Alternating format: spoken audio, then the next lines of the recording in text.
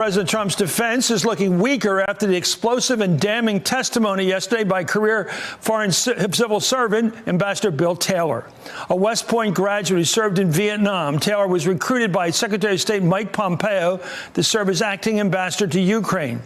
He has served every administration, by the way, since 1985. Taylor is not the only administration official to cooperate with the House impeachment inquiry. He joins 9 other current and former officials who have broken with the White House. There they are. White House Press Secretary Stephanie Grisham called them radical, unelected bureaucrats waging war on the Constitution. President Trump, who hired Ambassador Taylor, accused him of being a never-Trump Republican, referring to those opponents within his own party as, this is the lowest I think Trump's going. Oh, that's a hell of a statement. Human scum. I'm joined by Leon Panetta, who spent much of his life serving his country, most recently as director of the CIA and then as Secretary of Defense during the Obama administration. Mr. Secretary, where do you put Trump's language? Human scum is a term he used now for all Republicans who oppose him, but particularly the civil servant who testified yesterday, Bill Taylor. Well, look, for a president of the United States to use that kind of language not only lowers the office of the presidency, but I think basically reflects on President Trump himself as somebody who can't really speak to the issues that are involved here, but has to attack and basically try to demean people. You know, I think the reality, Chris, is that President Trump is an easy read here. He's in trouble. He knows he's in trouble. And rather than speaking to the case that's being brought against him, he's simply going to lash out at people, and that's what he's doing. Tell me what you've worked in so many capacities at the highest level in the House of Representatives, of course, and in the executive branch, and you've dealt with public servants, foreign service officers. What did you make of Bill Taylor's presentation yesterday showing the president's quid pro quo arrangement where U.S. foreign military assistance was going to be held up unless they agreed at the top level over there? If the president of Ukraine agreed to give a declaration saying he's investigating Joe Biden. All right. I think, speaking as a lawyer, this is a very credible witness. This is a guy who graduated from West Point. He served with distinction in these diplomatic posts. He was selected by President Trump, by Secretary Pompeo, to do this job. He is somebody who's dedicated to what this country is all about. And his testimony, I thought, is devastating to the President of the United States because he essentially builds the case for a quid pro quo.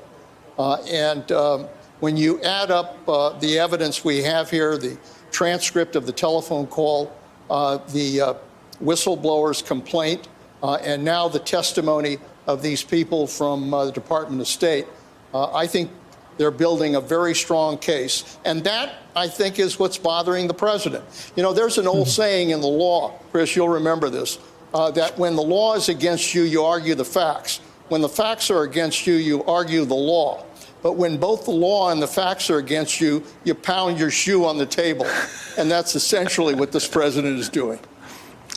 Let me ask you about the person who's bringing the case against the president, the Speaker of the House, Nancy Pelosi, and the fact that she's saying that we're going to keep focused here. We're going to move this thing along. We're going to stay on this question of this president trading U.S. interests abroad, U.S. security, if you will, fighting Russia, so he could get some political gain for himself. What do you think of her whole strategy of keeping it that way and moving along on that one point?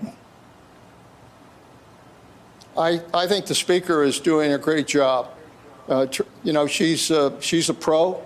She's had a lot of experience. And most importantly, the country is her primary interest. And so she's going to follow a process here, which I think makes a lot of sense. They are essentially doing an investigation and trying to determine what these witnesses will say. They're doing it with Republicans and Democrats from the key committees in the room.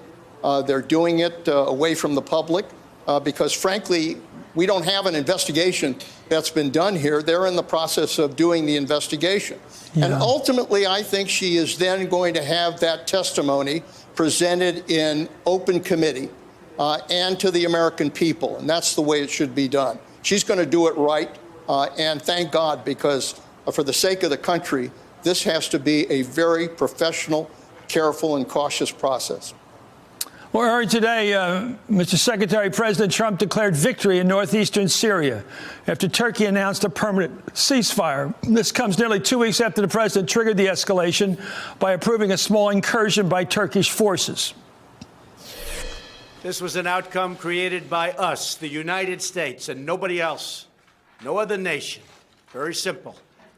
And we're willing to take blame, and we're also willing to take credit. Today's announcement validates our course of action with Turkey that only a couple of weeks ago was scorned.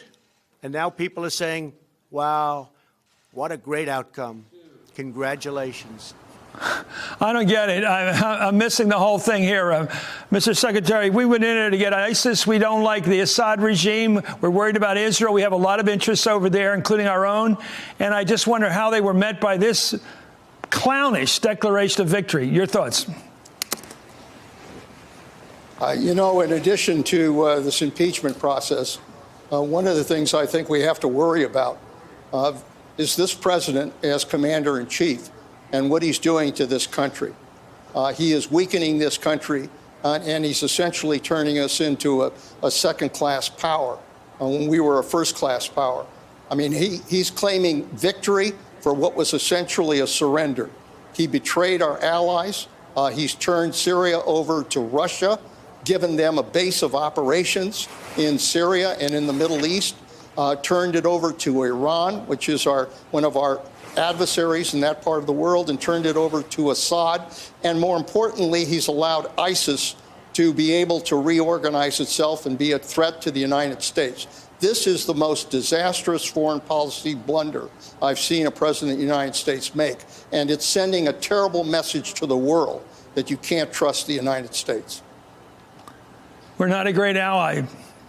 We're not a great ally under this president. Thank you so much, Mr. Secretary. Leon Panetta coming to us from Monterey. Thank you so much, sir, for coming on Hardball tonight. Hey there, I'm Chris Hayes from MSNBC. Thanks for watching MSNBC on YouTube. If you want to keep up to date with the videos we're putting out, you can click subscribe just below me or click over on this list to see lots of other great videos.